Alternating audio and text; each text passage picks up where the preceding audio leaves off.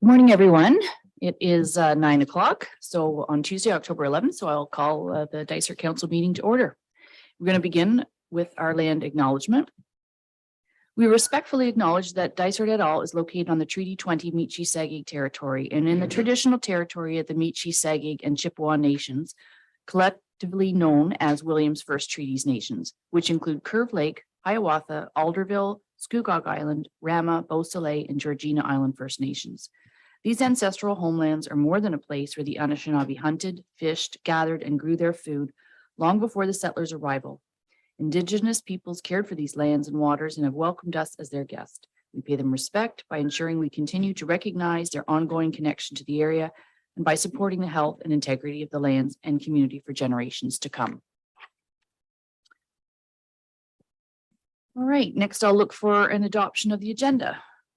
Moved by Councillor Wood Roberts and seconded by Councillor McKechnie. Be it resolved that the agenda for the regular meeting of the Council of the Municipality of Dysart et al. On October 11th, 2022 be approved as presented. All in favor? Okay, so that's carried. I'll look to see if there's any disclosure of pecuniary interest. Seeing none. We'll move on to the adoption of minutes, and there are 4 sets of minutes there, which we will be adopting all together. So I'll look for a mover, Councillor Smith, and seconded by Deputy Mayor Kennedy. Be it resolved that Council approves the following meeting minutes as circulated: regular Council September 27th, public meeting September 27th, special meeting of Council September 29th, and the public meeting of September 29th. All in favor? Okay, carried. And next we have our Mayor and Deputy Mayor update. And I'd like to just point out tomorrow at the County Council meeting, we have a presentation from our new coordinator of the Community and Safety Wellbeing Plan at the county. That is Dysart's Community and Safety Wellbeing Plan. It will be, you know, if you're able to watch that or at least read the report, that would be really good on a go forward basis. And I'm looking forward to meeting that staff member. It's an important thing. It was mandated, but it's also really important and I think good for the community overall. As the saying goes, time flies when you're having fun. Wasn't always fun, but most of it was. It really, truly was. It's hard to believe that this is our last Dysart Council meeting, but I'm just going to take this opportunity to say a few words and reflect on our term. Yes, we are leaving some items on the table, so to speak, but the next council will have to deal with, but we have also accomplished a lot.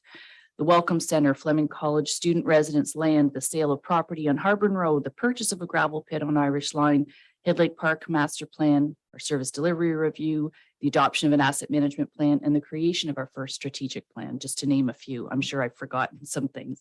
Oh, and we did all that during a pandemic, most of that. So I'd like to start by thanking each of you councillors for your dedication and hard work. I've worked with some of you for several terms and others just for this one. It's not an easy job. You have to know a little bit about a lot of things. You have to be committed to your community. You have to have a thick skin and be prepared for criticism. It's also a huge time commitment, but it can be very rewarding experience. We worked hard as a group and we've made several positive changes here in Dysart. And we can look back and be proud of our 4-year term. I will miss working with each and every one of you. We have, but I especially will miss Deputy Mayor Kennedy. We had an excellent working relationship, and I will always treasure that. And I hope it evolves to more friendship. So thanks for your support and your friendship. And by the way, Pat, I'm not your boss. Inside joke. Lastly, I'd like to thank my family and friends for their support in my 16 years on council. I couldn't have done it without each of you. And I'd like to send a special shout out to my godmother, Tess Harvey, who is watching in Toronto. She gets the link for every Dysart Council meeting and she's watching. So hi, Tess. I also have to say a special mention to my husband, Steve. It's not easy to have a spouse that's in the public eye, and he supported me every step of the way, and he has been my rock. So some have said it's a thankless job. That's not true. It's been my honor to serve this community. And while there are some days, but there were so many more that I'm so proud of. I want to wish the next council all the best. There will be lots of challenges in the coming years, but if you do your research, do your homework, read the agendas, work together and respect each other's ideas, then you will be doing your best. And that's all anyone can ask of their municipal elected officials. So that is my last mayor update. I'll turn it over to you, Deputy Mayor Kennedy. So how am I supposed to follow that? I really reflect on the last 4 years or the last couple of days, and I really want to thank you, Mayor Roberts, and my fellow councillors for your patience and understanding as I try to grow and understand the functioning of the municipal council. And the term boss was used with affection and respect. And I wrote down, somebody asked me the other day, well, what have you done in the last 4 years? So I started writing them down, and I'm not near as eloquent as you are, Madam Mayor, but I noticed some things, and they're not in any particular order, and you've already covered some of them. The Garden Center housing project was completed under our watch. It was started on the previous council. We are starting phase 2. It's underway. That's a huge accomplishment for our community. The Welcome Centers you mentioned, the Head Lake Master Plan, the Head Lake Boardwalk repaved, Madam Mayor, which was one of your pet projects, and it's I receive rave reviews about it all the time. So well done. The new Fleming student residence has been approved in Glebe Park, and it's underway. Our staff, I want to thank the staff particularly because this has been an arduous 4 years for them, particularly during the pandemic. Internally, we committed and completed a municipal bylaw review, which is a huge task to ask our staff to do, and they did it with professionalism, and I think we come up with a good product.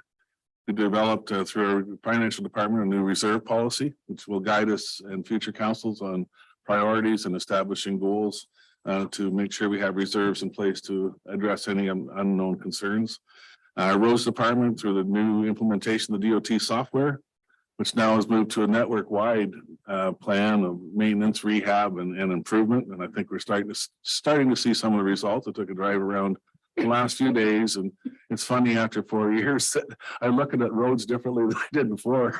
I said, oh, geez, why isn't that culvert fixed? Gee, we have not done the potholes there yet. Anyways, it's my wife who says, you really look at things differently now. I go, I probably will for quite a while. Proud that we have been a part of the Sports Hall of Fame. We provided space and financial and staff support for that program. The service delivery review, both at the county and the DISART, to try and find efficiencies and collaboration, as they say, moving forward. The new garage for the Nordic Ski Club, I think it's going to be a huge asset to the community. That's all part and project of the student residents. The Places for People housing project is slowly moving forward. It seems at times we've got to put a stick in the ground to see if there is movement, but it is moving forward. One of the things that we're going to really see the benefits from in the next 2 years is selling the Wagon Mill subdivision for $1 million. That's funds that are going to be used by the community for community projects that are felt to be of importance to us and without impacting of taxation. Phase 3 of the industrial park is initiated. I'm quite proud to see that one project starting to move forward. There is a need for more space for our businesses. Internally, again, our asset management plan, our septic inspection program was brought in-house, which was an excellent move on our part. The dog park in Head Lake Park was the one that when I was campaigning, I heard lots about, and it's nice to see that. The upgrades to the West Guilford and Harcourt outdoor rinks was one of the things I really wanted to push for when I started, and I'm really glad to see that it's coming to fruition. And lastly, finally, the landfill staff are now DISART employees, and we're starting to see improvements when I drive into landfills now that they're orderly and much more better organized and managed. And that's thanks to John Watson and his crew. And as you say, I really want to thank my wife. We've been through some personal problems here the last 18, 20 months. So I'm happy to report I'm feeling good. Treatments are going well. And I look forward to sitting on the sidelines and watching as this municipality progresses and we remain the #1 in the county. Thank you. Thank you so much for that. And you were excellent. And yes, in my haste and nerves, I suppose nerves after 4 years of chairing meetings, but I was nervous. I am nervous. And I forgot to thank the staff. It's right here. Oops. But especially lastly, just a particular shout out. I can't name all the staff, but Tamara, our trusty CAO, I will really miss working with you. But I know DISART's in good hands when you at the helm. So thank you to all the staff and to Tamara. Okay, so with all that emotion, yikes, now we'll get to the meat of our business, which is we have a delegation by Greg Brown. So we'll bring in our delegate.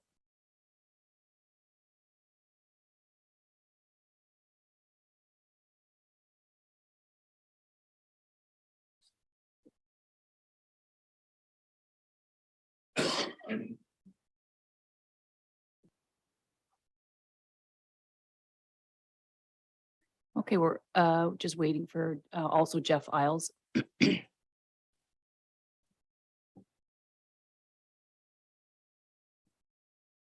Is Greg's video or audio on? I think, Greg, you have to do that yourself.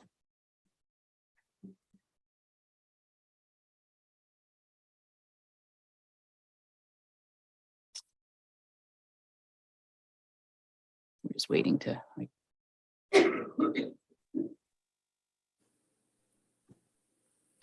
How's that working?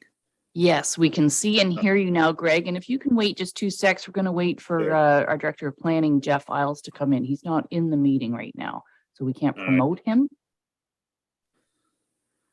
You guys look all reasonably well fed after Thanksgiving. Yes. What a great weekend here in Haliburton Highlands. Oh my gosh. A little bit of rain on Saturday, but other than that, like beautiful day to be up here. That's weekend. One of my son-in-laws showed up saying this was going to be his 3rd turkey dinner.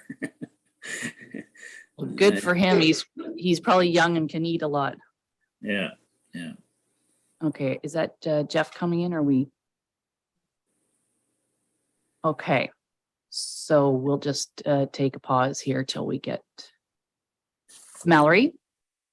Jeff's coming in now. He was just logged in as our main Dysart account, so that's why we couldn't find him. So he's back in now. But We couldn't find Jeff. Yeah, so we can go ahead and start, and then he'll be in soon. That's a great idea. Okay, so Greg, you did submit something, so which we've read, but I'll turn it over to you to explain in further detail. Go ahead. Well, as I say, good morning, Madam Mayor and Deputy Mayor and councillors. And I would, you have something that I wrote there, and it sounds a little strange to read it. It doesn't sound like the way I talk, but I do appreciate what you guys have done, and councillors before and after you. But as you know, it's tremendous to live in this county and in this township, and I really do appreciate the work you're doing. But anyway, it's been a tough 4 years, I can imagine, and even just not being able to meet in person is probably a hardship. And but anyway, I do appreciate your work.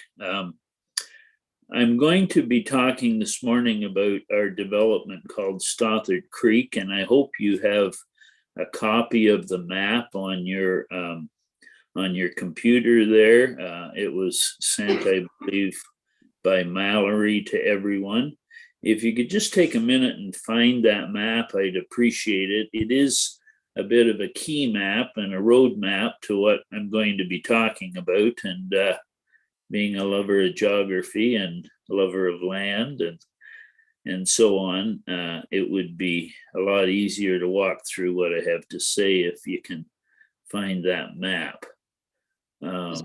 Just 1 sec, Greg, I'm just going to look to the councillors. Are you able to pull it up? I've got it saying it's page 21 of the 2037 pages in this particular section. Okay, everybody have the map pulled up?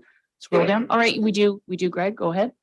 Okay, so to begin with, I have 3 items that I want to talk to you about, and it all has to do with this development. Now, this development, as you probably know, is located just off the Harborn Road, more or less behind the new Dysart, Haliburton Chrysler dealership, formerly the Sears building, and it was a marina and so on. But that's the general location, just immediately north of the town plan. The town plan goes as far north as the Harborn Road. That's the northern limit of the village proper, Ward 1. And Stothard Creek, this 94-acre block, is immediately north of the Harborn Road. There's one 50-acre parcel between the Harborne Road and this 94 acres. So the orientation of it, and I'll just spend a moment on this so you can really grasp the geography of it. It is oriented north to south. The way you see it on your screen, north is up, east is right, and west is to the left. To the left, you might further identify the property as being the municipal works yard, where all the trucks and, the snow goes and so on. So that's the orientation. We are neighbors to the municipality on the left, on the west, that being the public works yard. To the right, it goes over towards basically the cemetery if you want to go there. To start with, I wanted to talk about the first item being parkland. Now, in the subdividers agreement, which is also part of your attachment, but I'd rather, it's probably better if you don't try to flip through that right now. It's completely there if you want. It's about a 20-page document, I think, lots of paragraphs, and it's quite archaic. It was written in 30 years ago, 1992, actually.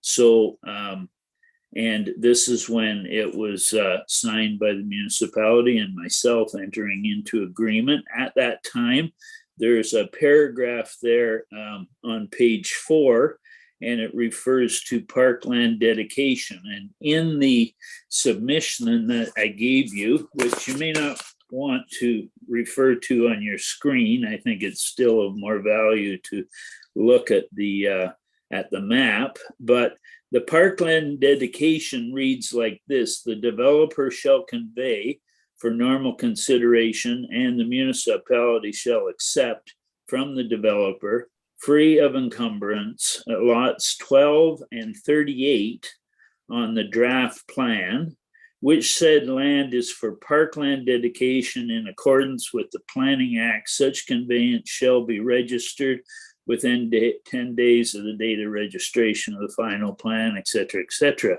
So if you look at your map again, lot 12 is in the right-hand sector there, and lot 38 is right at the extreme west side or the left side of the drawing, that being a neighbor to an open concession which borders the public works yard, as I referred to before.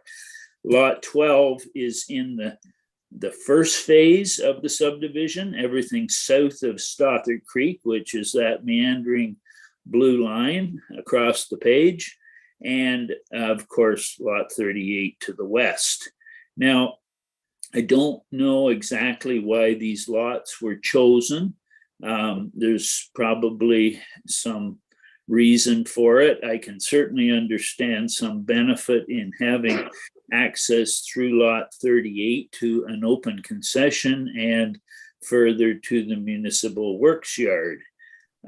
However, just as an aside, you'll notice just to the south of lot 38, between lot 38 and 39, there's actually by design a 21 meter, which is slightly wider than a roadbed, a 21 meter access, which could serve as both access to the open concession and also the township properties to the west.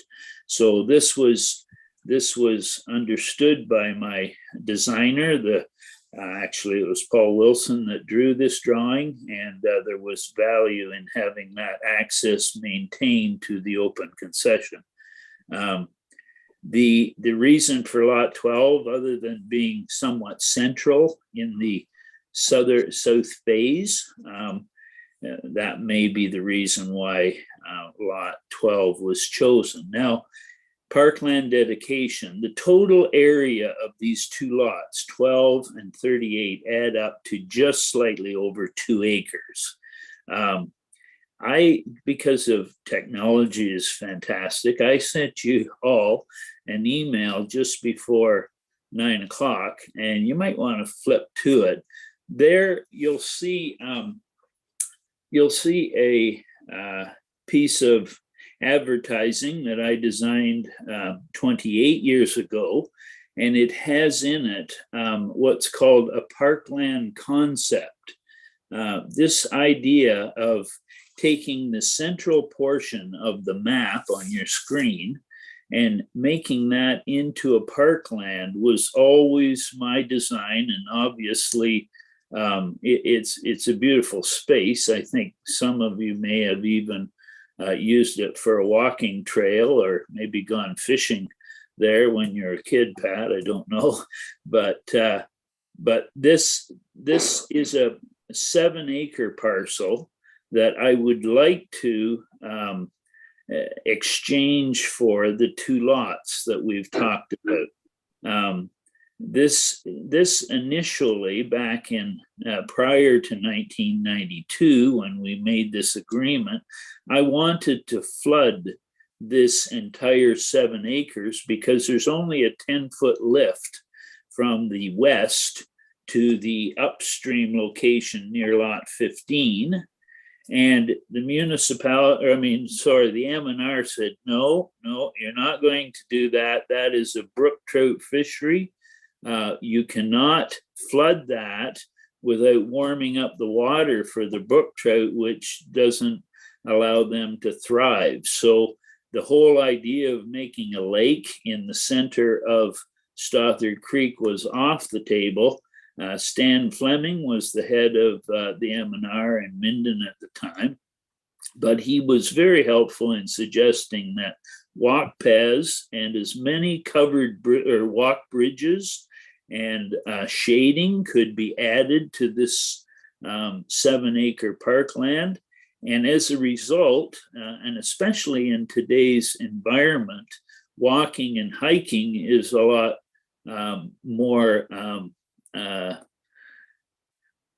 well received, I guess, than just looking out at a piece of water, that maybe you'd never get in a canoe and go out in. But so as a result, we have right now, and only partially established, but there are walk paths on both sides of the creek, and there are currently 3 walk bridges to be added to as time goes forward.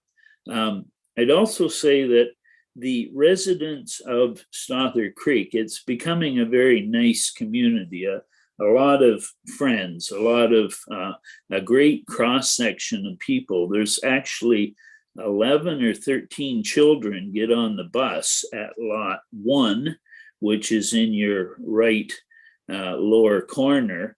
They board the bus right there. So there's 11 or 13 children at Stothard Creek. And I would say the majority of people there, well, landowners, I would say it's probably 50-50, but at least 50% are senior citizens. So there's a lot of cross interest in that community, and it's really coming together as a very friendly place. But they want to be involved in things like a parkland, and I can see this parkland developing with my level of interest, which is considerable, and their level of volunteer assistance. This parkland may become a real centerpiece and something that might even be seen as a model as time goes on. But all this to say, I would like to suggest that rather than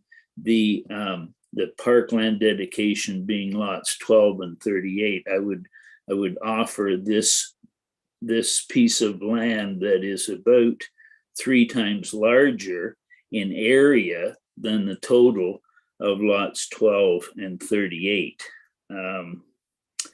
This is really a bona fide parkland, whereas lots 12 and 38 are not at all bona fide parkland.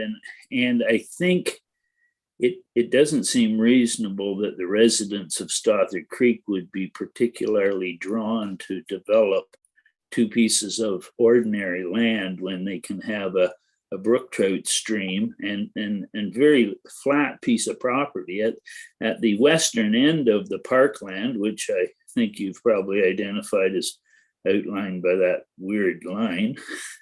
It's 350 feet wide at the west end of the park, and about 50 feet at the narrowest point, but very flat. It's very grassy. It's got like moose grass and so on, and that stream literally meanders through there, and we're at liberty to develop as many walk paths and bridges as we want to in agreement with the M&R.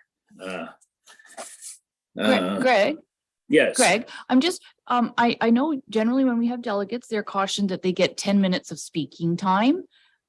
You have used that up and then some, which is okay. I don't want to, cut you off, but I have to give you just perhaps if you can wrap up a couple minutes. And the other thing is, once we get into some discussion, we are lame duck. And so I think that was explained to you as well, that we can't make any property exchanges. One of the restrictions is on sale or exchange, like anything to do with property. So while this is an interesting presentation, I have walked the property. I know it quite well. I've seen the houses in there. It's beautiful. I'm quite sure, I'll look to the staff, but we aren't able to make any decision other than to receive it. So maybe if you can wrap up your request, and then we can give staff some direction for a future council meeting, which will be in the next term of council, as to what their options are. So if you can wrap up sort of what your requests are, while this council can't make a decision, we can give direction to staff, and staff can come back. There's no staff report with this delegation. So I think that's the goal of our delegation today, would be to give staff some direction. Okay, well, I wasn't given any guidelines as far as the length of the delegation time. I apologize. Anyway, you do have the comments in reference to all three of the items that I wanted to bring to your attention. I guess without further ado, I'll move to the second item, and that second item is reference to the personal funds that we have with the municipality right now. There are some of the councillors that will be going on into the next term.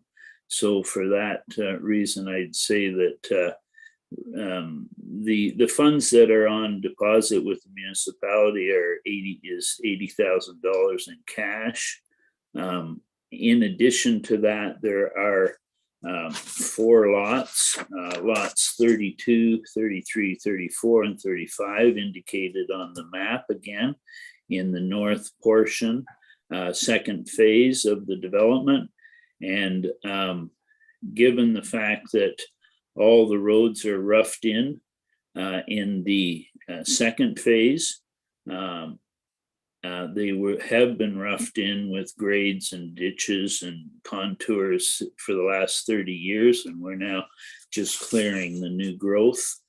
The north roads consist of 39% of the total roads in the subdivision. The roads in phase 1 consist of 61%, and they have been brought up to the municipal standard. I doubt that all of you have driven the roads in Stother Creek recently, but you can get up a lot of speed in there because they're very nice and very wide and so on. They're ready for assumption, which is my third request or third item. But I am asking that council consider, as is one of the stipulations in our agreement, council does have the ability to reduce the amount of security that they have if they so desire. What they have in road security is $80,000 plus 4 lots in the north portion. I'm requesting that either the 4 lots be returned or the $80,000 be returned. And I've also I don't know if where this went. Mallory suggested that we not make public my purchase of A gravel from Fowler's, but just verbally, we spent 65,000, I think, including taxes, if I recall, for all of the A gravel for 61%. Therefore, in round numbers, perhaps A gravel for phase 2 would be about $50,000. As I say, there's $80,000 in the coffer plus 4 additional lots. I think the road security is more than necessary, and I can certainly use one or the other if you desire to return that.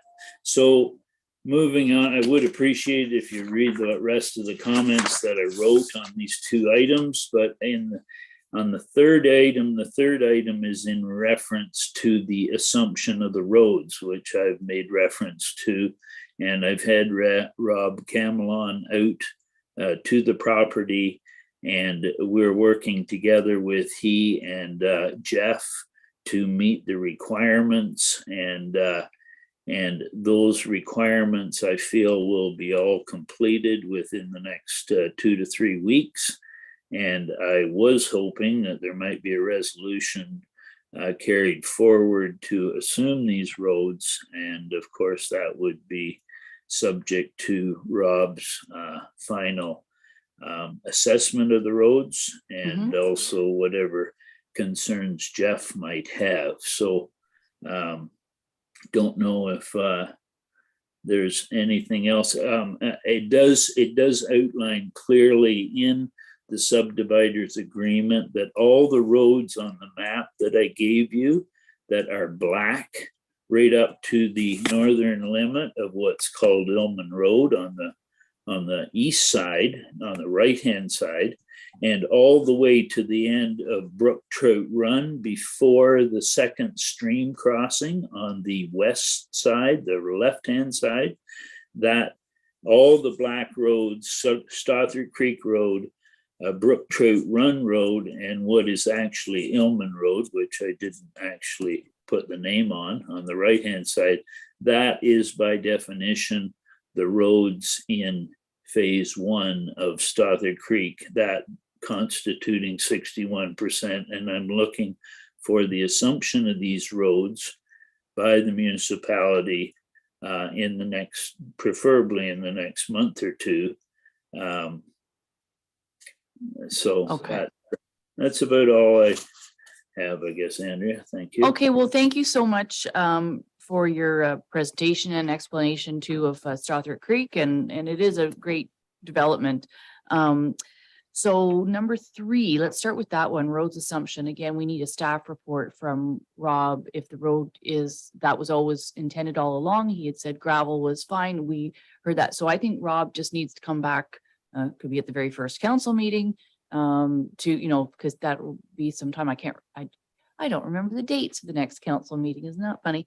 But anyway, we'll leave that with can we leave that one to staff? He's not on screen, but I think you've been talking with Rob, and if Rob will bring that back to the next council meeting, whether it's being assumed this winter. I don't remember the distance of all those roads, but that'll be have to factored in. But if they are up to the standard that he's satisfied with, that was always the understanding for me. So I think we will wait for that. So road, that's a, check, discuss that. Any councillors want to speak to that? That was our understanding all along. Yep. Okay. Funds held at the municipality, the cash or the 4 lots in phase 2.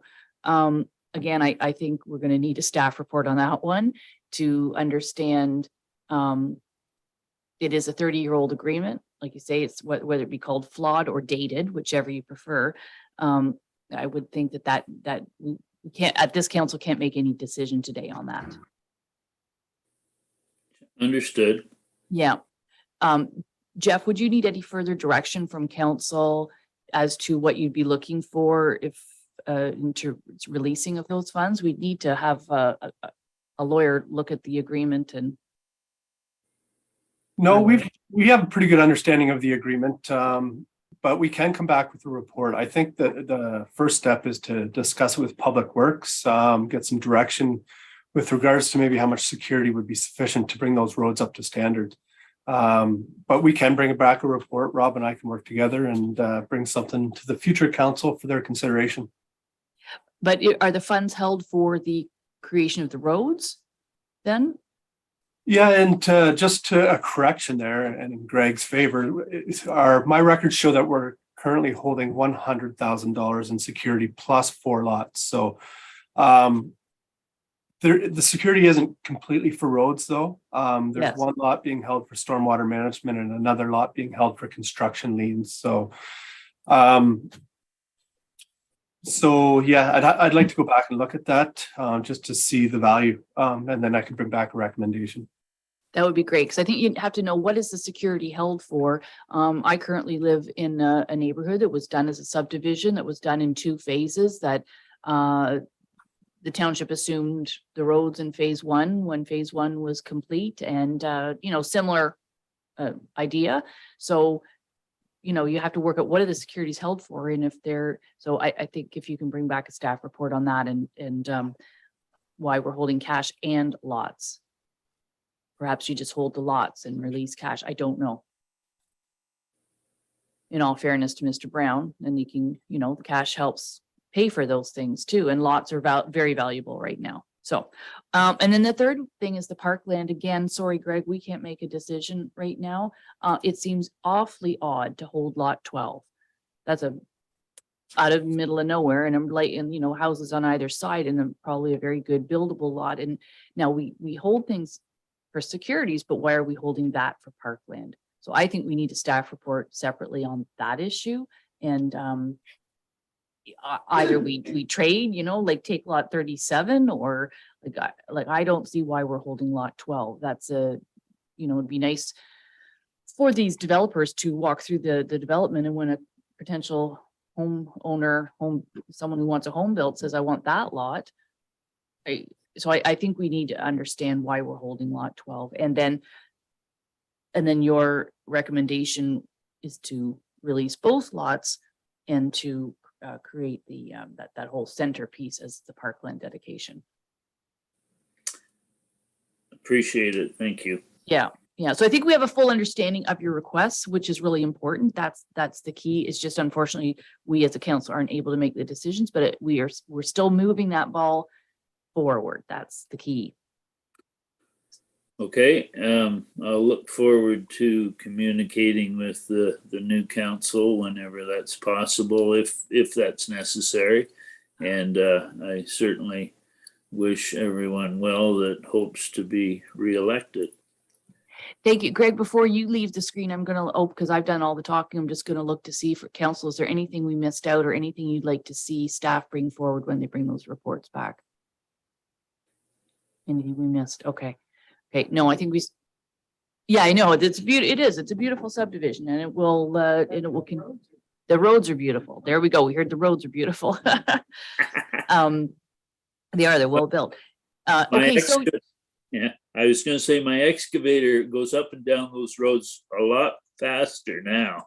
Yeah, that's great. Okay, so I think we've got everything we need so that staff can come back with reports. And I think when it does come back on an agenda. So if Rob Cameron's coming back, to make sure that Greg Brown is, whether he doesn't need to be in the meeting, but he certainly needs to be aware of what dates it's on the agenda. Okay. Appreciate that. Okay, well, thanks very much for the delegation. Thank you. I do have a mover and a seconder to receive, though. I need a mover and a seconder. Councillor Clark and Councillor Donaldson.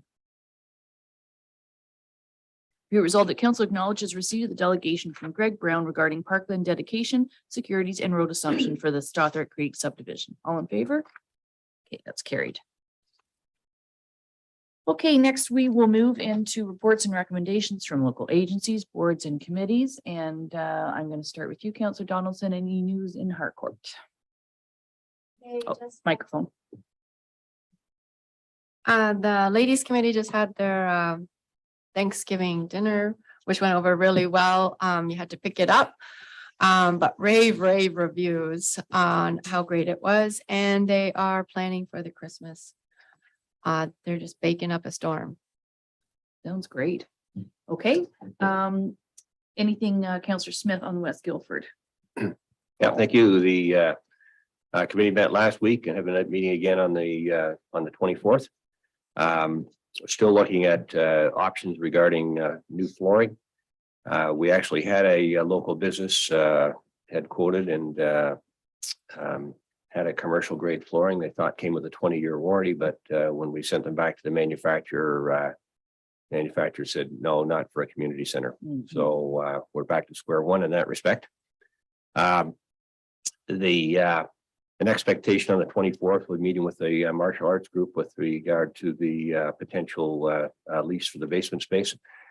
Should note Rob Parrish has been providing some great help regarding maintenance and upkeep, and that's been greatly appreciated by the group.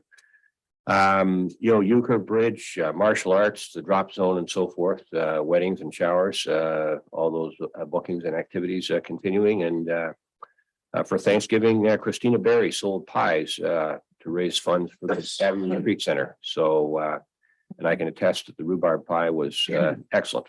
Very good. That's all. Yeah, great. And we said we had another meeting on the 24th. Thanks. Okay, good. Next is Rails End Gallery. Councillor Clark? Thanks through you, Madam Mayor. Yeah, with health issues and that, the report was a little late getting out, so as a result, it came out in a separate cover. But there was the fall series to Meet the Artists is starting. There's a variety of local artists that are doing seminars at the Rails End. The local grade 12, they've got an exhibition happening in November, so it'd be a good opportunity to support some of our youth and some of their arts interests. And Lori's been busy writing and contributing articles to the Halliburton Echo, and that seemed to be working quite well in terms of presence of the gallery in the community, and driving interest and drive some traffic there as well. So well done. Thank you. Thank you. And you weren't able to be at our last council meeting in the Rails End Gallery. Thank you for your time and your dedication on that committee. So I'm sure you'll be missed there. That's the only problem with leaving council. You leave all the other committees that you're on. So maybe you'll be a member of the public. Who knows?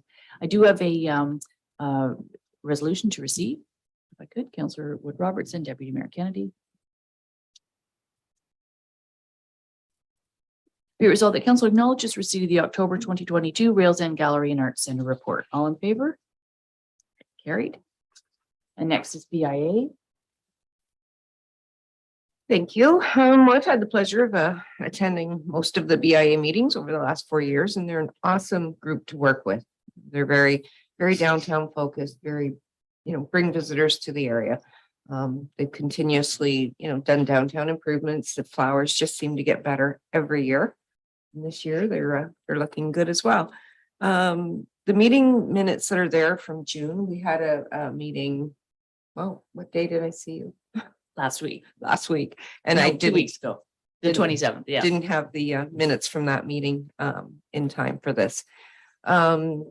Right after Remembrance Day, the banners and everything should be coming down and the snowflakes going up. Many of the poles that are our infrastructure are missing bits and pieces. So I spoke with Rob, and they're going to be doing a full inventory so that hopefully next year all the poles will have the necessary equipment to house the banners and flags and all that sort of stuff. BIA is now, they had a quite a good turnout at their Midnight Madness, and they're now gearing up for Christmas. The ladies shopping night is a very popular event. So we'll watch for some advertising about that. Excellent. And I just want to note, because you and I talked about it, is the Cenotaph Parkette. Is that like the piece below? Yeah. Okay, that you're looking at. Yeah, there's a small area in behind. It's quite overgrown, and it could be cleaned out and made a Nicer a garden. nice little garden area or something. So Okay, great. that's going to be looked at. Good. Okay, any questions on that? No, I'll have a mover and seconder to receive the minutes. Councillor Clark and Councillor McKechnie. Be it resolved that council acknowledges receipt of the draft minutes from June 14, 2022 Downtown Halliburton BIA Board of Management meeting. All in favor? Carried. Councillor Clark, has Harvest Halliburton been meeting? We've just been doing some talks on the side. We are planning on having a meeting in November. The issues are ongoing. Sustainable agriculture in an area such as Haliburton County is a challenge. Colleges and universities seem to be getting on board, and actually Trent, I think as mentioned before, has a couple of professors that are coming in and dealing with sustainable agriculture and small scale sustainable agriculture. But they won't be able to start until, like, the first one starts in December, the next in January.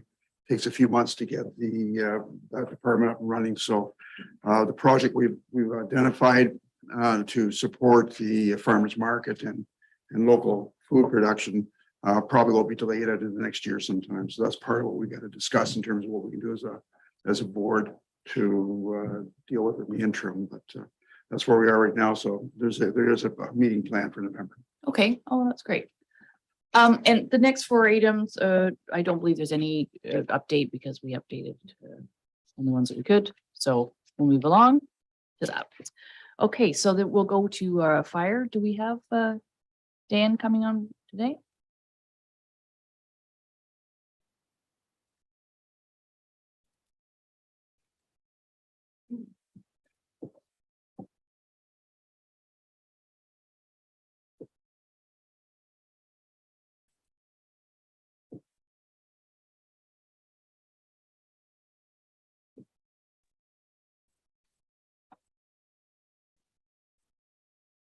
Good morning, Dan. And see, okay, the sunlight's just changed here and it's gotten brighter, so. Yep, we can see you. It's perfect. All right. So as far as my report goes, should be able to see from the notes there, our call numbers are basically sticking quite close to what's in line for last year's numbers at this time. A little bit higher in the month of September for the medical calls, but I think in general, we're finding there are more and more people staying in the areas. So for the most part, our calls are sticking with what we've seen the last couple of years with the slight increase as expected. Any particular questions on some of the numbers or? Any questions? No. Did you want to just speak to the emergency training that we senior staff and I participated in last Tuesday, what that's all about? Oh, certainly. Okay. So it's mandated through the government that as a municipality, we have to have certain emergency measures in place. Our municipal emergency control group will be meeting to review our hazard indication risk assessment for the community. Community risk assessment, we have to assess some of our potential risks, potentially something like maybe flooding, storm damage from tornado or ice storms, that sort of thing. And we need to be prepared for that. So most of the staff, I believe all the staff now has taken what is referred to as the basic emergency management training. And therefore, and that was done the last few weeks here, just to bring everybody up to date. It's something that me in a CEMC position is required to have, but it's a real bonus to have everybody else have that training. So even some of the like HIRA, CRAs, just even the way they talk and some of the acronyms, it's just a lot nicer to be able to have a conversation with everyone. The IMS, I believe most had already taken previously, which is Incident Management System, which it's something the fire department uses on its own anyway. It's a way to sort of delegate authority through these and maintain control through emergencies. And so it's very nice to have the staff be able to participate in that. The mayor and deputy mayor also participated in this case because it is required for the mayor to participate in our annual training exercise. And so that coming up, unfortunately, we're going to have to make sure we get our new mayor up to speed on that. But it's really nice to have that, and we've done that just in the fire hall here. It's hopefully we get our new emergency operations center going forward. So now that it's prepared, fully functional, power backup, and water, everything we need going ahead. So.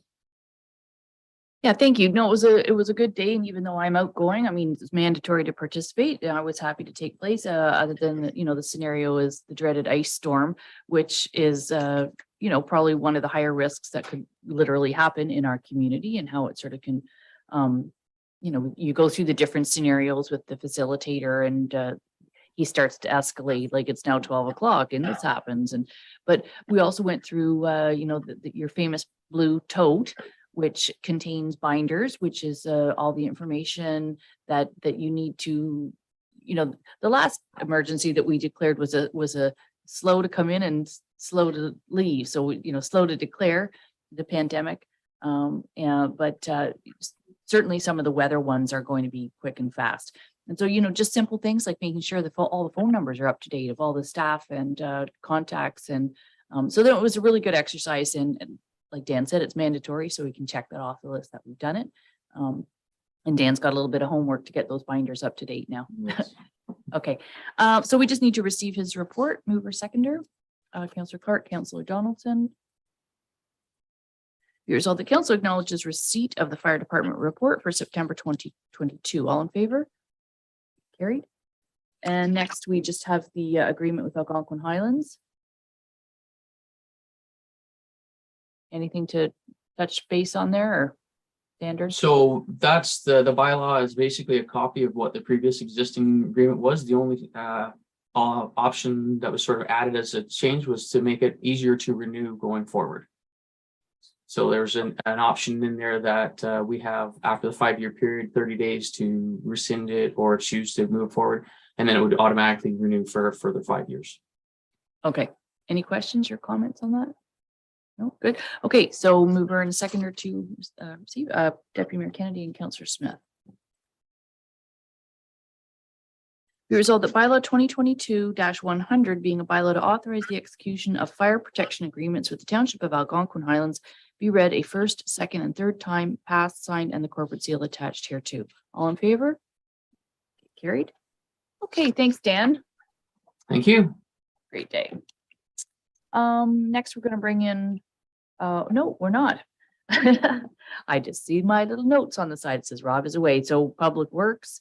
So we just have a bylaw, which is a winter maintenance agreement. I don't know if any staff, this is pretty standard. Yeah, Mallory's nodding.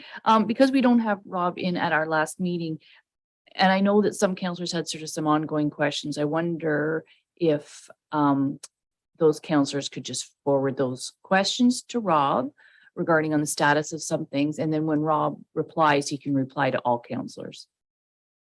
I think that's a fair way to do it. So there's a few updates on some things. And so we don't have like a status update for September, if you will, which I was sort of hoping we would.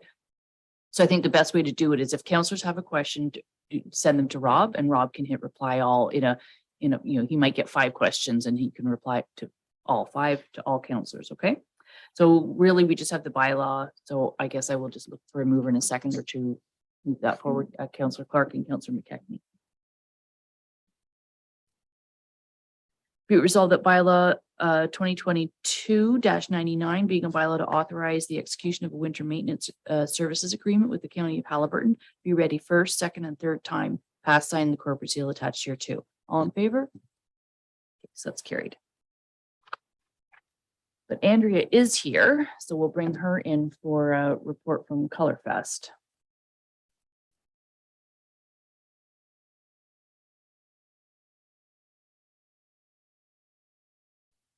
How are you? Good. So. Okay. Hi, Andrea. Hello, how are you? Great. Okay, so you want to do a report on Colorfest? Yeah, so we actually had Colorfest after a few years of a break, so it was quite a success. We were fortunate, the weather was amazing. People were out just happy to be there. We had a lot of good compliments from people who were in attendance. And of course, this event is made possible through a financial contribution from the Downtown Haliburton BIA. And then we had many local partners who participated and helped run some activities. So there was the Haliburton Rotary Club, the Haliburton District and Lions Club, Haliburton County Public Library, the Time Travelers, the museum, our environmental manager, Kim Mexicanis, the Rails End Gallery and Art Center. They had their ukuleles and their drummers out for different things. And then it was quite a successful day. We had a volunteer high school student who stayed beyond what she had committed to. She committed to 4 hours and ended up staying to help clean up, and I think was there till 5. So it was a great help, and we look forward to bringing the event back next year and on a similar scale. We had people say that they liked that it was a bit smaller, or low key, like we didn't have the wagon rides, but we had some other things that were incorporated, some things that attracted a broader age range. So, not just focused on the younger children, but also on teens and some young adults. So we had a variety of people come through and quite enjoy the day. Well, that's great. And any comments from councillors about Colorfest?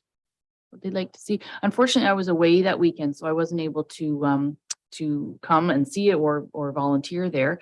I know the Rotary did the pumpkin roll thing, and they've sort of taken that over. I remember doing it for the first time when that was kind of my idea. I'd seen it on like fall festival games, or Google, and found that pumpkin rolling thing. So it's funny because that's one that sort of, started small for a couple of years, got really big. They actually got a huge grant and hired a coordinator and all of that stuff in the large tents. And now COVID hits, so you don't do something for a couple of years, and then you kind of, like Andrea just said, the size and the amount of things. But at the same time, I think fall, well, we've always known, anyone who lives here, that fall is like probably the nicest time of year of all, with wet days like that. But it's really a great time for people to get out and about and come to festivals. And I want to make sure we don't know what, I don't recall what this costs the municipality. So I'm just going to, as a note, for the future council, when you're doing budgeting, it takes money to run these events, but they're really well worth it. Even, it's hard to put an exact amount of what your return is on that, whether it's people from out of town or local people or cottagers coming off the lake and coming into town to do something. I just want to make sure that the appropriate funds are put towards festivals that have our name on it, Colorfest and Frostfest. And I think that's really important to be able to fund these things properly, so Andrea doesn't have to do them on a shoestring. That's just my thoughts going forward. Anybody else thoughts for those? Okay, the mover and a seconder. Councillor Clark, Councillor Donaldson. Be it resolved that council receives this report on Colorfest 2022 as information. All in favor? Carried. Thanks, Andrea. Thank you. Have a good day. 2. Okay, we're going to bring in Carl and Rob and Bree for different things. We'll open up our building permit activity report first.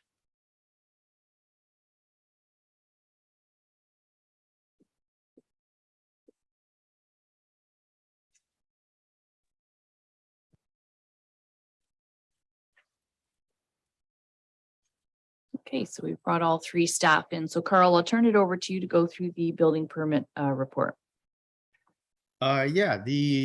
So larger number of building permits issued in September than usual. A big part of that are the 37 demolition permits that were issued to Wigamog in.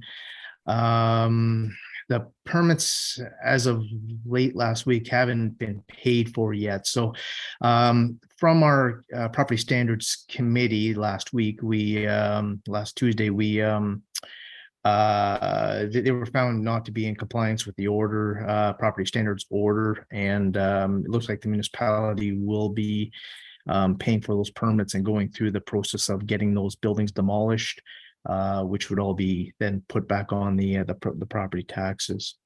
Otherwise, if the permits are, even with those 37 demolition permits are still up from last year and from our 5-year average.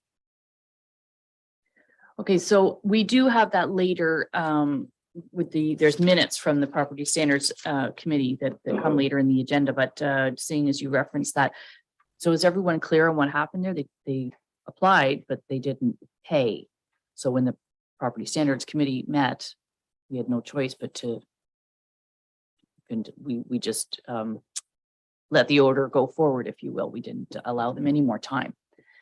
So the order then is still in place. So as Carl said, I mean, this could be very costly to the municipality, but it does go on the tax roll and it will take time. So, and just in general in permits, I mean, we're into a little bit in October. Do you see this? Is there a crunch right now that everybody wants to try to get a building permit in before the snow flies? We aren't seeing the crunch yet, because we haven't had any cold weather snaps. I mean, it's been cold in the mornings, but we haven't had the white stuff fly yet. So once that flies and people start getting a little panicked and start getting their applications in and want the permits yesterday. So we haven't seen that yet, but we do expect that. That's an annual thing that we go through. Mhm. Well, and as the world changes and the economy changes and hurricanes affect us in a strange way, we're very grateful that they don't affect our air. We don't have buildings demolished, but when billions and billions of dollars worth of property, either in the States or in the East Coast, I imagine it's going to cost a lot of money to get a 2x4. I think building costs are going to go through the roof. So it'll be interesting to see what happens in the next couple of years, how that ripples down. Any questions on the building permit activities? Councillor Smith, go ahead. Yeah, thanks. And you referenced the Wigamog and the demolition permits and the report that's later on from the Signs and Property Standards Committee. But while we're on the topic, I just wanted to seek confirmation that we can have confidence the expenditure that we as a municipality will be making to deal with these buildings, that our investment will not exceed what we would reasonably expect to recover at some point in the future if we actually got to a tax sale of the property. That's a good question. How does one go about that? I don't know which staff to look for. Carl, perhaps first, and then. So to accomplish this type of demolition, we would go through an RFP and see what companies are available to create this type of work and or complete this type of work, and timeframes, take all that in consideration as well as the costs. And that's, again, we're not going to look at from our perspective, we're not going to look at, well, what's the property worth overall? Are we going to exceed that? No, we have directive that this has to be done. So that would be another component of it, I'm sure, that others would look at. So maybe Tamara or Barbara to answer the question of, so Carl has his marching orders. And so just as an example, well, I suppose RFPs, I suppose there'll still be an opportunity for future council to debate that. If the RFP, I'm just going to throw a crazy number out there, comes in at $1 million, then it's going to be council's decision whether they want to go forward with that. Do you think that? Like, you do have to weigh it out that it doesn't cost more, what Councillor Smith said, to do the work that we're doing. I think there's, anyway. I don't know if Carl can answer. I think Barbara's one. Maybe Barbara, there needs to be a process here. I mean, we've got I'll call it a negligent owner who's failed to keep the property in compliance. And as a result, we feel a need to proceed, and that's great. But if we end up spending $1 million, for example, and then through a property tax sale, we're only able to recover $500,000. Well, that's not fair to our property taxpayers across the community. And so I want to make sure that there's a process in place that before, any additional staff time and expenditure is actually engaged in, that we kind of understand the whole picture here and protect the taxpayers from one negligent property owner. Okay. Barbara does want to weigh in, and then Councillor Clark, I see you. Yeah, so from a staff perspective, definitely we would collaborate with all departments and council and look at the whole project before we move forward to see if it's viable. Okay. Councillor Clark? This is 43 acres of prime lakefront. It's probably closer to 5 or 6 million worth. So I no concern. But anyways, once they got the RFP done, they know what the costs are going to be. Then you could always take an extra step to validate with local realty to ensure that that's at that time, then you're secure. But this is 43 acres of prime real estate in Haliburton County. I think the thing to note is that the council will, like with any RFP, council still has authority, must approve the RFP. So there'll be plenty of discussion going forward. It's not that staff are going to go off and do something without it's staff and council relationship moving forward on this property together. You know, council's going to be making final decisions. Right now, we're going to go look and see what the process is for doing the demolition. But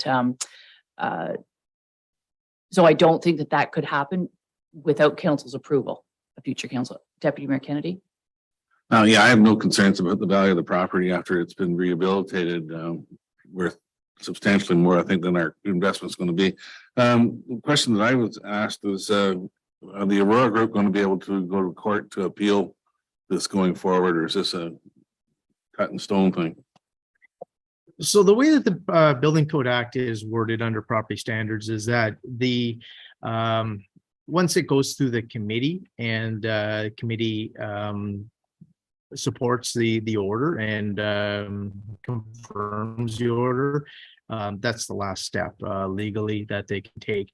You can always appeal anything, and they may go through that route, but right now our process as they go through the appeal, unless they order a hold on anything, the court orders a hold on our decision, then we still go through with that process of getting it demolished until, you know, one of those two things happen and they're successful at it. So yeah, at this point it's basically a done deal to get it demolished. But that said, they could also come in and pay for those demolition permits that they applied for and Yeah, follow through. Yeah, that would be Which great. they haven't done. Yeah, get them demolished because they did submit the applications for the demolitions, but never came back with a demolition plan. So we have no idea, even if they were to get the demolition permits, pay for them. They don't have a demolition plan as to when they plan to get it demolished. So, you know, the key message to the public is this, again, this is going forward. We are moving forward as best we can. Unfortunately, these things don't happen overnight. So, but to imply that we're doing nothing is incorrect. So I need to, first of all, to move receive the building permit report. Councillor Donaldson, Councillor Wood Roberts. Be it resolved, the council received the September 2022 building permit activity report as information. All in favor? Carried. So next we have a report about parking from Robert. Go ahead. So if I can jump in on this one as well, just to give a course. bit of background as to where we were heading with this. We did intend to bring a better report to council and with, you know, options and those types of things. And time got away from us. People were sick and staff were on holidays, and we just didn't get around to it. So we just created a report that had the high level items on it that council was kind of asking the questions as, you know, how much does it cost to maintain these meters, those types of things. So that kind of information is provided in this report. Again, we have Robert here to answer any questions that council may have, in addition to what's available in this report. Okay, so good explanation. Plus, we had a pretty quick turnaround. Normally, this would be committee of the whole to request this information coming back. So, because I was looking for a little bit more meat in terms of this, but not that we were going to be making a decision. It was just so that the decision is then, or the information is public and you know.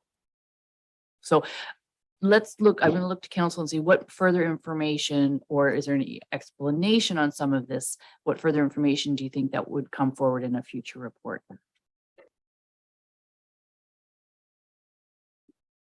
Councillor Smith, then Councillor Clark. Thank you. Well, it seems to me that the most expeditious portion of this, and something that should get dealt with, sooner than later, are the suggested new fines. The fact that right now it's a smaller fine for parking in a no parking area than it is for having expired meter, makes no sense.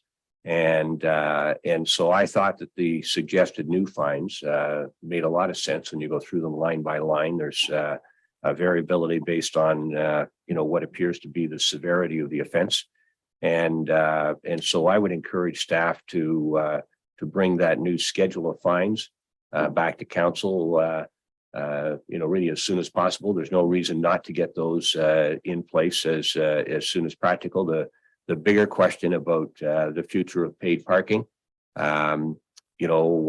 we haven't dealt with that in our 4-year term. And I don't think that the next council is necessarily going to feel a need to, finalize the decision on that in the first month or two of their term. That could be handled at a later date. But I really do think getting those new fines in place, would be an important step. And so I'd urge staff to bring in that schedule as soon as possible. Thank you. Okay, so before I turn to you, Councillor Clark, what does everybody think regarding the fines to bring back that? Yeah. Okay, so yes, please. And to Councillor Clark then. Yeah, just to echo Councillor Smith, I think that the fines is something we can go forward with. How parking is dealt with is a bigger discussion, and I think it needs a bit more research from the staff as they have time. There's other things that are more pressing on their schedules right at this moment, and they have to prioritize some of the work they're doing because we're not rich on staff. But it's something that could be dealt with over the next few months as the building part starts to wane a bit. So yeah, by all means, I think we should try to push forward though with the fines to get that straightened out. Thank you. So just one question I have for Robert is, you say that the fines are similar to Hastings Highlands, but they do not have the early payment fines. So when you say fines, so their fines are at the say we'll do the very first one, a parked vehicle facing the opposite direction of traffic. The fine is $30. The early payment is 20. So they only have it at 30. Correct. They use the AMPS module. So all their fines are handled in-house. They don't go to court. It's I know a few months back that we brought forward the AMPS, a little brief outline on the AMPS, and that's what they use there. All their parking is through AMPS. So there's no voluntary payment to that. It's just a set fine. Okay, so is this council think that the early payment is still a good way to go? Councillor McKechnie, forget your mic. Thank you. I was going to comment on that. I was going to comment on changing the fines right now. I think that we should leave them where they are right now, and the new council will definitely address this early. I'll try to bring it up early in the first meeting or two, and we'll make a decision right away. I'm pretty sure in regard to what direction we're going to go into in regard to removing the parking meters or not. So, I mean, I don't know how many of these fines we collect in the next say 60 days or 100 days, but I don't imagine it's that many. So definitely the new council, I'm pretty sure. I mean, I agree that we should look at either upping the fines or removing the parking meters. So that's just my comment. Thank you. Okay, but still, most of these ones that he's talking about have nothing to do with paid parking. They are a parked vehicle obstructing traffic. This would be an example of, say, a car was parked in front of somebody's personal driveway on the main street or something like that. So it's not actually paid parking, it's everything except that. So like parked vehicle on municipal property without consent, it could be someone's got a car in middle of Head Lake Park and it's not supposed to be there. Councilor McKechnie? Yes, thank you. Well, I think we're going to address what I was trying to say there was we are going to address whether we're going to remove the parking meters. Mhm. But at the same time, we could address these issues here right now in regard to upping the fines. And, Okay. so that's just what Absolutely. I It is for definitely, we knew we wouldn't be making any decision, but it is good to get the information out there. And the other thing that I think that should come forward, obviously, is the financial implication of, we do on a non-COVID year, parking revenue served two purpose. Well, the paid parking in the downtown served two purposes. One was there was a revenue stream to offset the cost of the department, and secondly is to keep vehicles moving. So and so that we didn't have people using those parking spaces coming in at 8:30 in the morning and not leaving till 5 p.m. So I really like the idea of a limited parking in certain areas as well. And that's again an issue for future council, but I think that that's important to do the 2-hour time limit, which is very common in downtown cores. Carl, go ahead. Sorry, just one more thing. I know that Rob did reach out to the BIA, but did not hear anything back yet as of I'm not sure if you heard anything yet, Rob, from the BIA.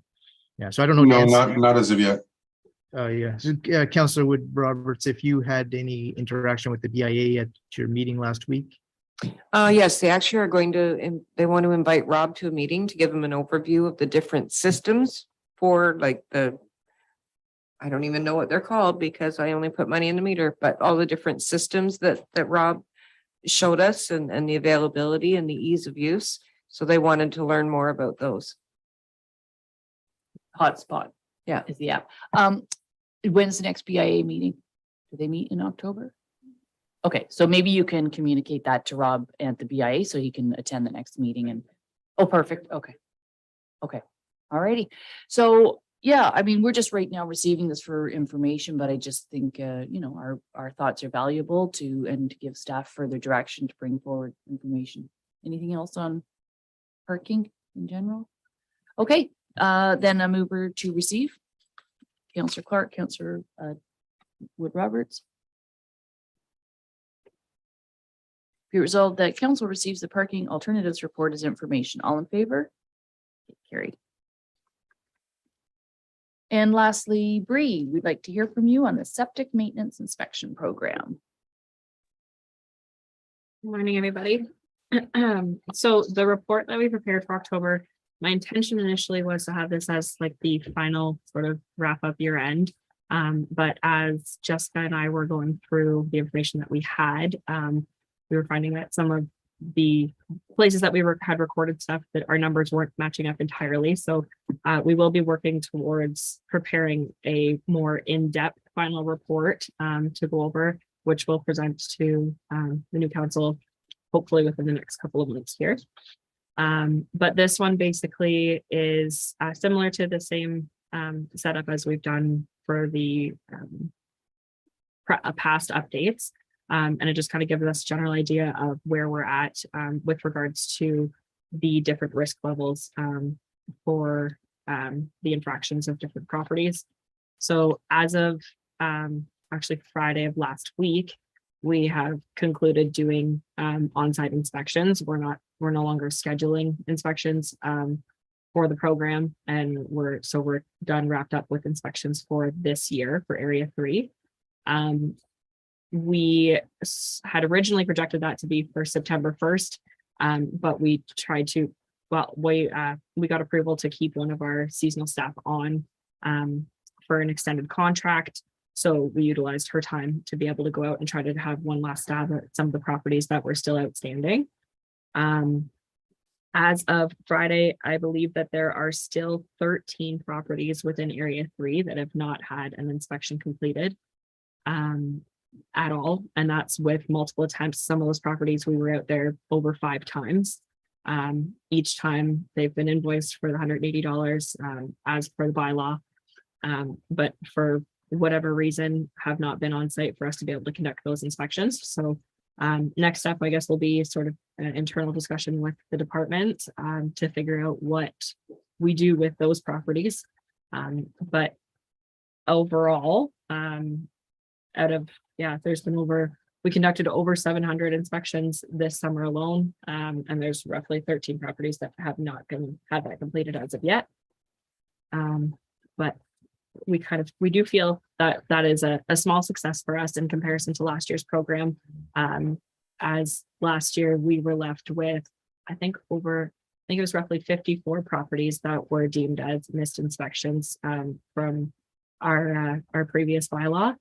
So we do feel like the route that we took with regards to just rescheduling properties and assigning new inspection dates and kind of being persistent with that was beneficial for that sense.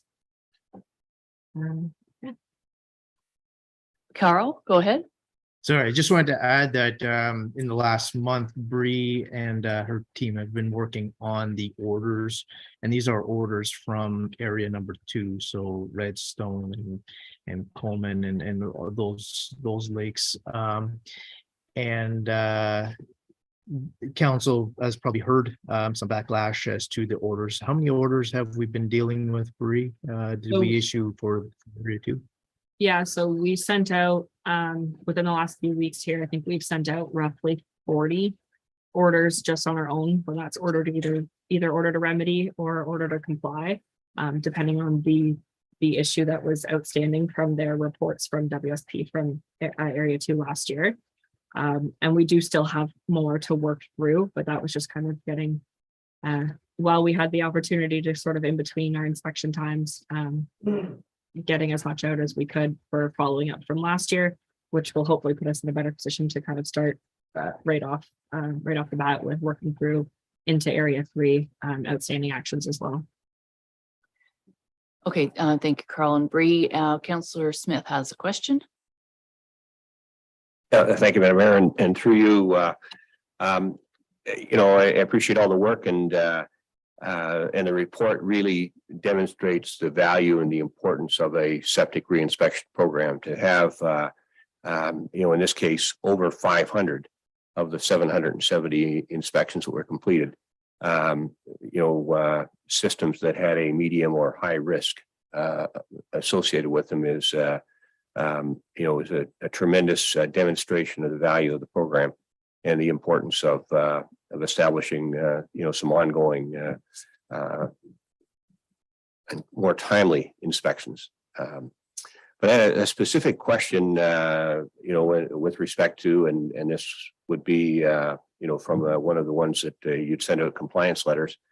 How many situations have you ordered a pump out as a result of the lack of paperwork in our filing system, if you like?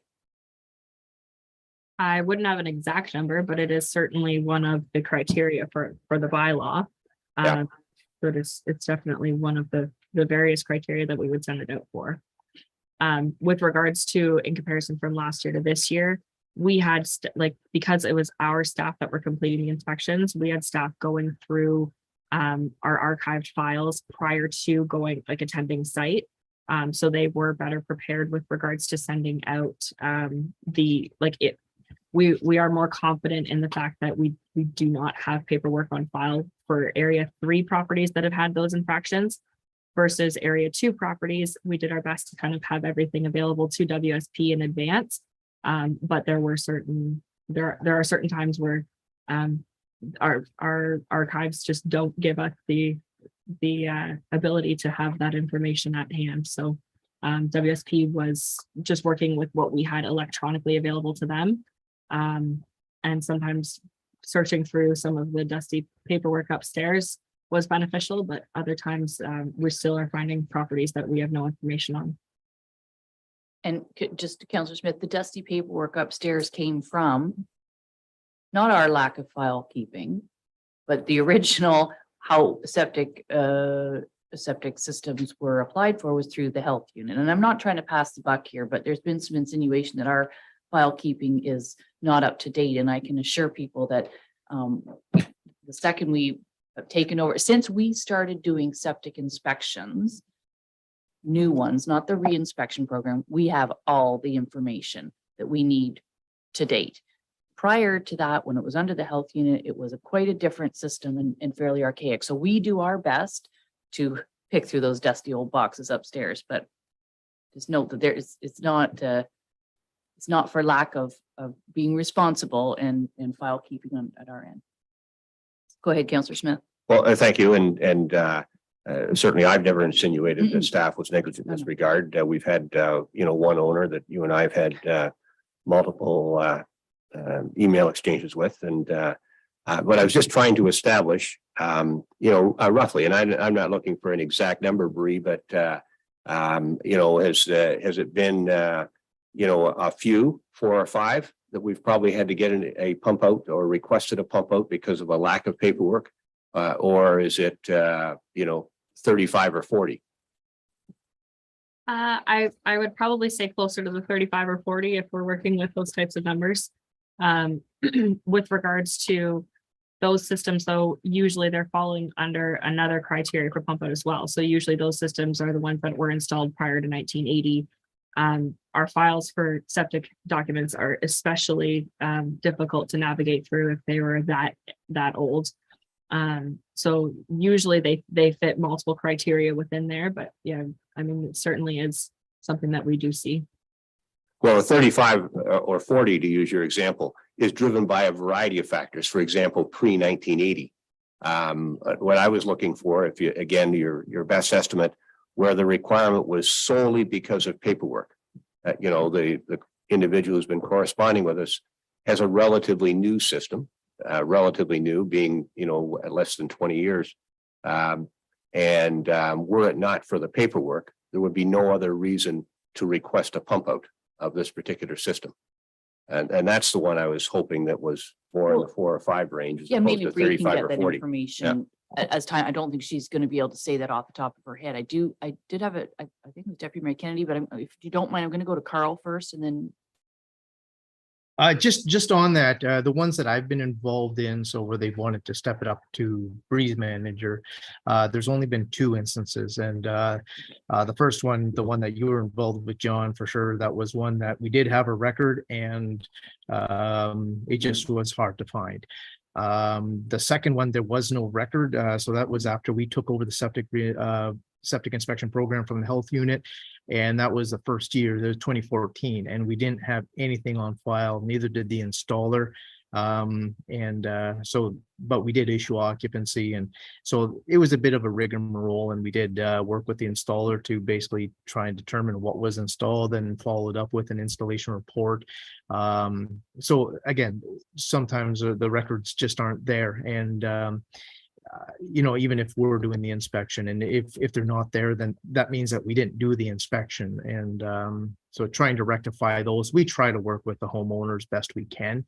But there's only been a couple of instances where we don't have the paperwork in our file that they're trying to indicate that it was done. And so there's only been a few instances of those. All right, that's perfect. I like that. That's what you wanted. That's what I was looking for. Thank you, Okay. Carl. Appreciate it. Okay, thank you. And Deputy Mayor Kennedy. Yeah, I just want to pass along, thanks, Bree, to you and your team for getting a brand new program up and running. And looks like with 770 inspections, you hit the ground running. The only question I had, or maybe a recommendation, is I'd like to see a breakout of the properties with no noted compliance concerns. I mean, we're doing the good, bad, and the ugly. We're showing low risk, but that also includes people who had no issues. So a breakout where just the next level saying no noted compliance concerns, then you're low risk, that type of thing, just to give us a little better handle on who's doing a really good job compared to understand there was a couple of horror stories on Halliburton Lake. And I'm glad that this program is going on, and looking forward to correcting some of those things. Thanks. Yeah. Okay. Bree. Yeah, so that low number is actually those properties that you're talking about. So we listed those as low risk because when we were going through and trying to decipher with what we were going to set these risk categories as, when you're dealing with raw sewage, there's never no risk. So we set that as low risk in the sense that when we were out there, when the inspection was completed, there were no compliance concerns at the time of inspection. That doesn't mean that 10 days after we leave, something couldn't go wrong or something like that. So they still, an on-site sewage system at the end of the day still has some risk, but that the number there. So the 252 would be the properties that had no remedial action requirements at all, and they were in good standing at the time of the inspection.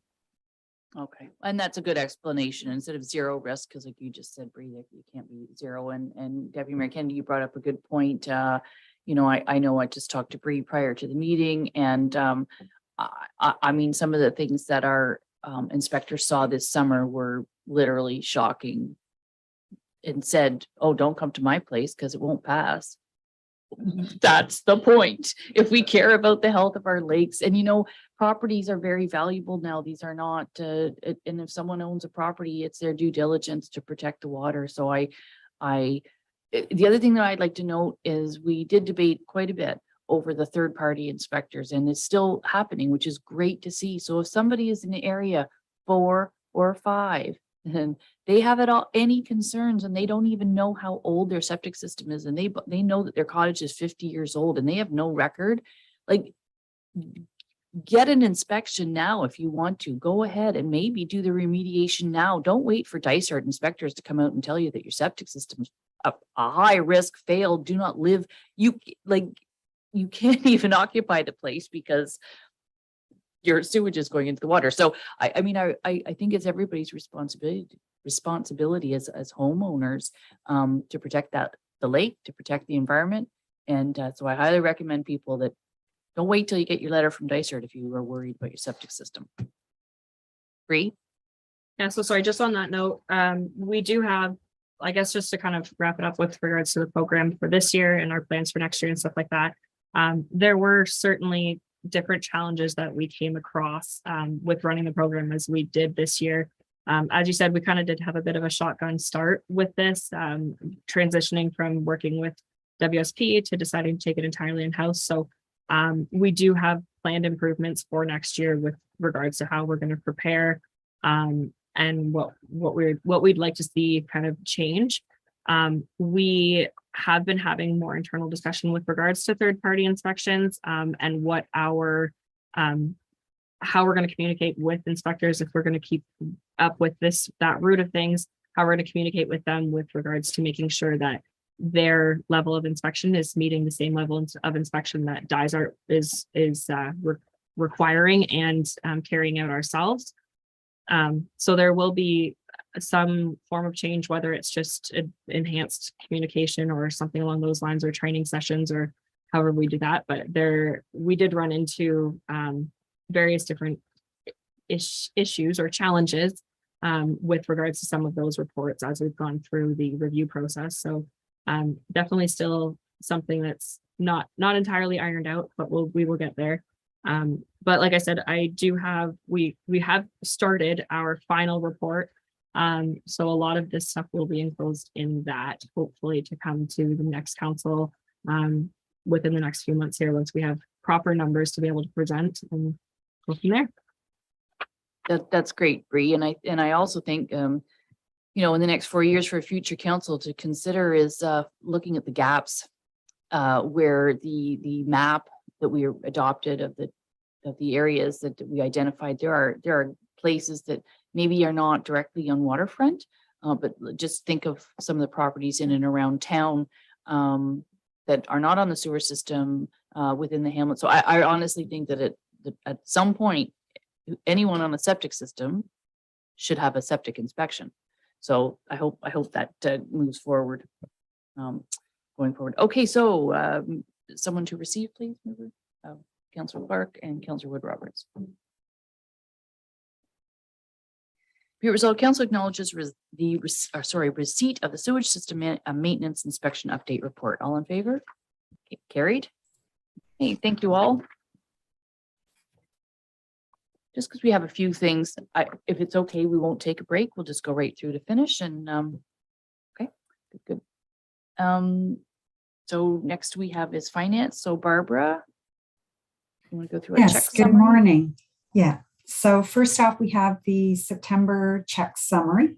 Total disbursements for September were just over 5.2 million. And I will note that we did issue the third quarter transfer payments to both the county and the Board of Education, and that was just under 3.5 million. Okay, any questions on check summary? Mover and a seconder. Councillor Donaldson, Councillor McKechnie. Be it resolved, council acknowledges receipt of the September 2022 check summary. All in favor? Okay, carried. Sewer usage report. So we have the metered sewage report at the end of September, and comparing to 2021 year to date, we're ahead by 13.8%. So I guess with things getting back to normal with COVID, we are seeing more usage, notably at extended care. Okay, that's good. So I'll move her in a seconder for this, please. Councillor Smith and Councillor Wood Roberts. Be it resolved, council acknowledges receipt of the quarterly metered sewer readings report for the period ending September 30th, 2022. All in favor? Carried. And lastly, some tax write-offs. Yes, so we have section 357 write-offs. The total municipal portion of the write-off is $355, and the reason is for demolition of buildings. Okay, standard. So I'll move her in a seconder. Councillor Wood Roberts, Deputy Mayor Kennedy. Be resolved that council authorizes tax adjustments for the applications made under section 357 of the Municipal Act 2001 as amended as follows, and the total amounts are there. All in favor? Okay, carried. Okay, that was easy, Barbara. Next we have a letter to council. So Mallory, did you want to speak to this? Sure. So it's from the YWCA Peterborough Haliburton. This request is being made to all local councils in Haliburton County. It's a flag raising request because it's a new flag. We brought this forward to council. The flag raising is to raise awareness about gender-based violence and to promote gender equality, which is not surprising. It's YWCA. So the period is from November 21st to December 6th this year. They're also requesting that the flag be raised annually. So there's an option for council to approve it this year. Obviously, it'd be too late to wait for the new council to come in. Their first regular meeting starts after the period would be. So council has the choice to approve it this year and possibly leave it to the new council for subsequent years, or it's up to council how they want, or they can receive it. So that's why it's been brought to council for a decision. Okay, so just for clarification, and because I honestly forget the dates. I mean, the first meeting is November 15th. That's inauguration, but it's inauguration only. And the next meeting is what date? Of council? Sorry, it's the 22nd, I believe. Let me 22nd. Yeah, the 22nd. Yeah. So a decision could get made at the 22nd to raise that flag unless that's what it's the week later. So, while they requested the 21st, it could be on the very first agenda, or we could make a decision today to raise the flag. Either way, we're not making it for the next 4 years. Open it up to the floor for questions. Councillor Clark and then Councillor Smith.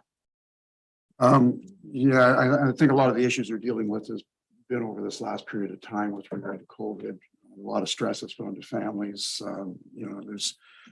This is a facility that's very desperately needed in this county. We've got a long history of people isolating families here because of abusive relationships.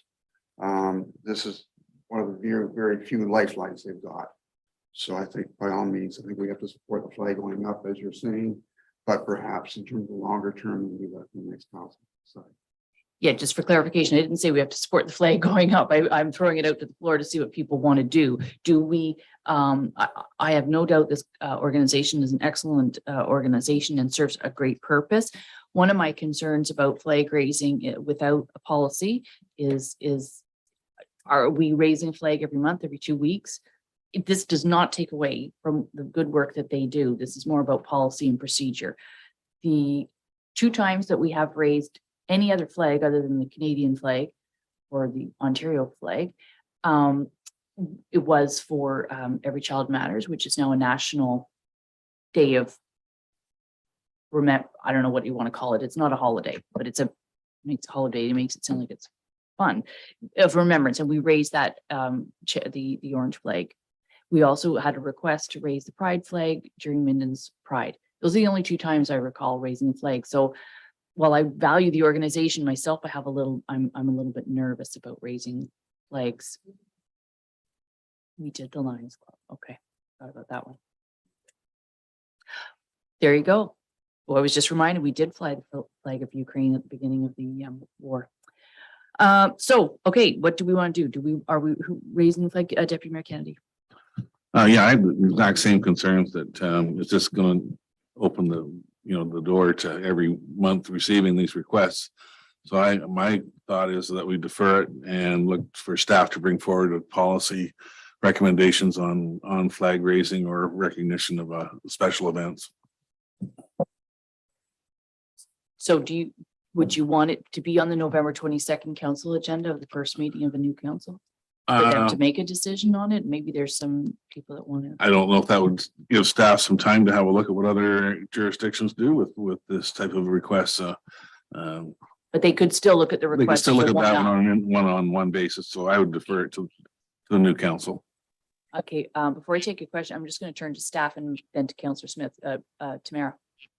I was going to say, in this case, the policy, there was some talk about collaborating on one, but I think because this is something new, it would still come back to council at this point anyway, under a policy, but we can certainly bring it back to the new council. Well, and I wouldn't expect a policy to come on November 22nd. I just think that this request singularly could come to council on the 22nd. Councillor Smith. Well, I know that there are some issues that were lame duck, but as Councillor Clark alluded to, the YWCA and the shelter that they provide funding to up here is a tremendously important community facility, and often overloaded. This is a small gesture, as you found out when you mentioned about flag raising. We've in fact raised a number of flags in the past, more than you could remember off the top of your head, through no fault of yours. For some reason, I don't even know how some of them got there, like the Ukraine flag just showed up. It wasn't like a resolution was or any discussion at council. It just happened. And I have no objection to that. And so for this situation with an organization that does something as important as the YWCA does with the shelter in our community, to leave this to the 22nd after their suggested date, to me is just kind of shirking a responsibility. And we could establish a policy, the new council rather could establish a policy in time. We haven't been overwhelmed with requests over the last 4 years. And I would hope that council would agree to approve this flag raising and show support to an extremely important cause effective November 21st, and deal with a policy in the longer term. But as I said, hers and the facility there is tremendously valuable, and the outpouring of support in our community a few years back, when that facility was in jeopardy of closing, speaks to how important this is to our community. And so I just can't imagine any outcome other than raising the flag on the 21st. Thank you. You bring up a really good point that I was remembering as you were speaking about that, and we didn't know it was a crisis till it was almost too late, and there was a huge fundraising drive. And so maybe with the flag, it creates awareness, which can help facilitate with the fundraising to keep that. So I have no problem with raising the flag myself. I would vote in favor. So maybe what I'll do, there are 2 resolutions on the table, but the first, or that we could choose from. So the first one is that we fly the flag, but that any future requests have to come back to council. So Councillor Smith, did you want to? Okay, and Councillor Clark is seconding. Okay, all in favor? Okay, so that carries. So it's the first one. Oh, I have to read it. Here's all the council approves the request made by YWCA Peterborough Halliburton for Dysart et al. To raise the wrapped encourage flag from November 21st, 2022 through to December 6th, 2022 to raise awareness about gender-based violence and promote gender equality, and further directs that the request for any subsequent annual flag raisings be made to the 2022-2026 term of council. All in favor? I apologize for not reading it. Carries.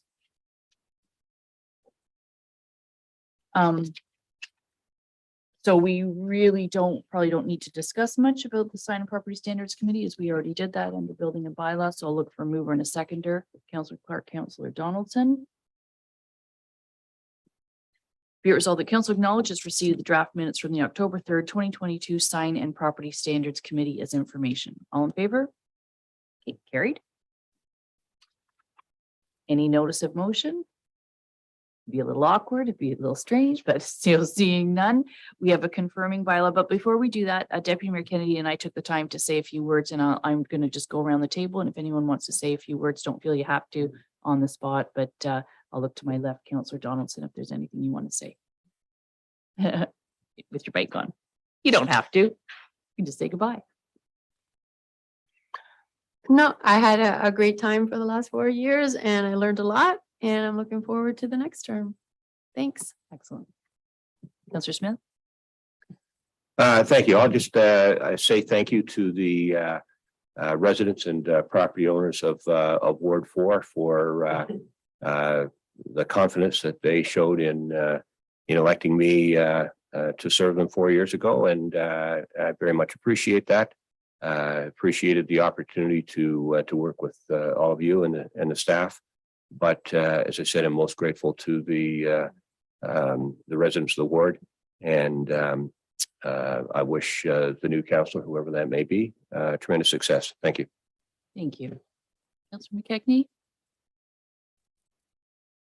Yeah, I'd just like to say I've enjoyed all my time on council and the last 12 years and last 4 years. Every one of them is different. This last 4 years was definitely different. We had some challenges with COVID, and but we got through it, accomplished a lot more than what people think. And but I definitely am really looking forward to my new challenge in replacing a really good guy and a bright guy in our community, Deputy Mayor Kennedy. And Andrea, I appreciate your stepping up to the plate. It's a tough job. And like I say, I'm really looking forward to my new challenges, though, believe me. And I'll be definitely talking to you, as you know. Take care. Thank you. Thank you, Councillor McKechnie. Councillor Clark? I have to recommend anybody who's interested in community to get involved in local politics. I had previously served down in Minden Hills for a term. The issues and way of operating in Dysart is entirely different, as it is with every township. They're all different. But the one common denominator is the role as council, and enables you to look forward and how to improve and grow your community. And it's well worth the effort and the time.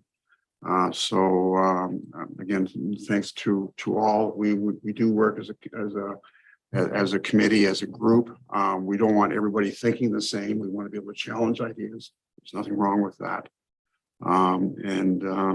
Wishing everybody good luck going forward. Thank you. Thank you, Councillor Clark. Councillor Wood Roberts? Well, I want to thank everyone as well, all my fellow councillors. The last 4 years have been much more challenging than the 4 before, and I think partly that's because of our pandemic. I want to thank my family, who've been incredibly supportive. We've had lots of changes in the last 4 years. I want to thank the staff. They've always been supportive and extremely helpful, and you can't put a value on their knowledge base and their ability to problem solve and think outside the box. And I just appreciate everyone's help. So thank you. Great. Well, with that said, I need someone to move the confirmed proceedings of today. Anybody? Councillor Donaldson, Councillor Smith. Be it resolved that bylaw 2022-101 being a bylaw to confirm the proceedings of the regular council meeting held on October 11th, 2022 be read a first, second, and third time, passed, signed, and the corporate seal attached here too. All in favor? Carried. And lastly, motion to adjourn. Deputy Mayor Kennedy and Councillor Donaldson. Be resolved that council adjourn its regular meeting held on October 11th, 2022 at 10:49 a.m. All in favor? Carried. Take care, everybody. Thanks. Thank you.